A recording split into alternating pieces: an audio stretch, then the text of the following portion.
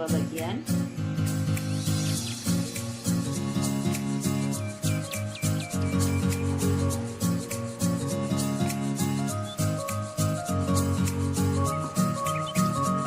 Ini sudah kita belah. Saya biasanya tidak menggunakan parutan. Saya sering menggunakan sendok makan karena lebih terasa, tidak tebal, untuk menggunakan sendok makan. Langsung saja kita kerok seperti ini.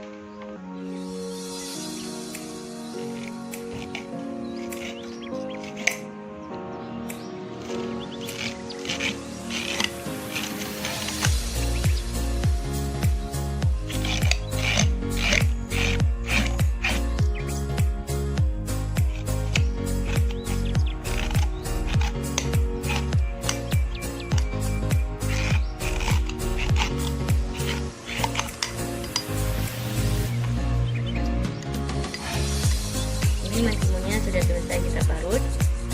Sekarang kita tambahkan sirup Kurnia.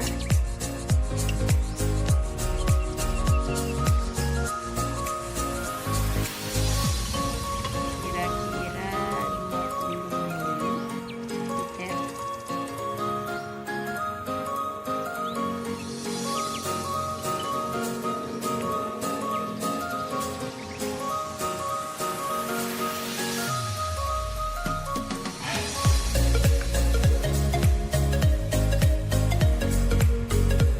Terus kita tambahkan air.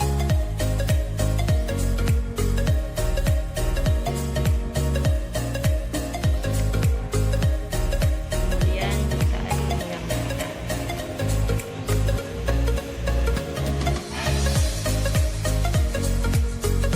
Memang saya suka dengan dingin, jadi kita tinggal menambahkan esnya saja, ataupun bisa kita masukkan ke dalam kulkas. Yang membuat mentimunnya enak yaitu pada sirup kurnianya. Kalau kami sudah jadi tradisi kalau di bulan puasa tetap buat mentimun pakai sirup. Selamat mencoba dan selamat menikmati.